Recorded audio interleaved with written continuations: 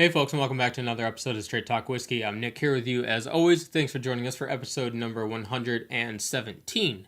So today we've got a little oddball whiskey for you to review, and it's another one from Heritage Distilling Company, but you may not know him just by looking at the bottle. It doesn't have the traditional labeling and marketing scheme that traditionally their bottles have. So what we've got is the first Special Forces Group Special Limited Edition by Heritage Distilling, and this is a sort of a charity whiskey, if you will, that has been going on, I think, for at least 2 or 3 years now. I'm not sure exactly, but I just picked up on it this year and actually found out that it was a thing, which is pretty cool. It honors sort of the first Special Forces group, which has evolved over time from, the first group that was there to the Special Forces Airborne group that is out there now. So it sort of just pays homage to the Canadian-American joint task force, if you will. And then a portion of the proceeds of the bottle go towards there's 3 different charities, Special Forces Group, and I think there's a scholarship in there. And so it goes to a good cause. The bottle is about $75. They make a point to say that it's not available for any of their discounts that they often have, because obviously a portion of the proceeds are going to this charity. And I think it's about $50 for just the bottle itself, just for the whiskey, and it goes to Heritage Distilling as the producer, and then 25 of that, or 25 in addition to get you to 75, is that charitable donation. So that's what we've got.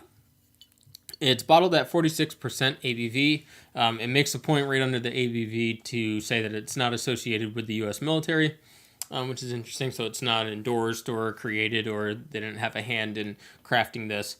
So it is produced by Heritage Distilling, Gig Harbor, Washington. It's got a little bit of the history sort of what it's paying homage to in this first Special Forces group, which is interesting. In terms of the mash bill, I believe we've got 55% corn, 40% rye, and 5% malted barley. So a nice little mash bill there. In terms of coloring, we've got a light leafy gold amber hue going on there. For the nose, you're getting typical bourbon aromas off of it, but at a slightly subdued palate. So I'm getting a soft vanilla, soft oak tannins, the charred wood, a little bit of a sweetness, sort of astringent sweet, like an overripe fruit. Some dry, earthy fig notes going on in there. Let's go in for the taste.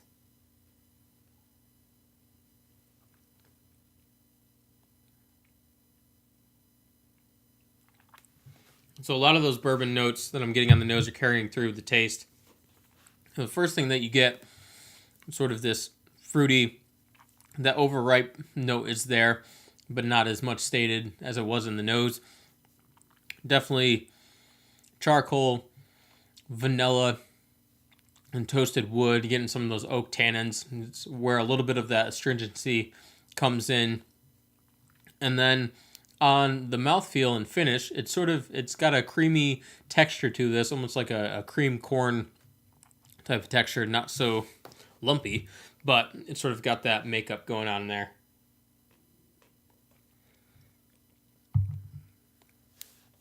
You'll notice that I've worked through a lot of this bottle already, and that's because out of a lot of things that I have, this is sort of more of the just standard I would go to after a dinner type of whiskey.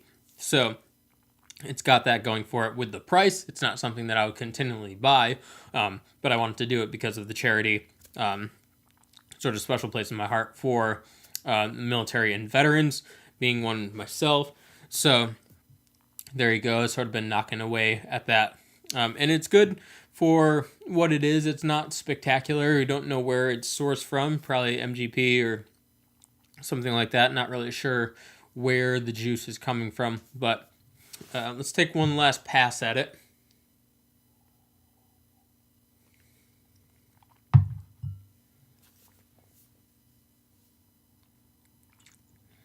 So, as you let it open up and sit there, 46% ABV. I want to add water to it, just my personal liking of this whiskey, but you're getting a lot of the traditional bourbon notes, which I already mentioned. Really corn in that mash bill forward. Slight bit of fruit, not a lot of the rye impact on there, but definitely the malted barley adding a little bit of the texture that I'm getting in there on the palate. But overall, a quick review of this whiskey. It's quick because I'm not sure if you're going to be able to find this unless you're in the Pacific Northwest and can actually get to one of the heritage distilling locations, or if you are in a location where you can get it shipped to you from their online store or another vendor. I don't know if they're the only folks that have this bottle or if they've been distributed out in any quantity to liquor stores or anything like that. I'm not really sure. Let me know if you have come across this and what you think. And as always, if you're going to drink responsibly, and we'll see you next time.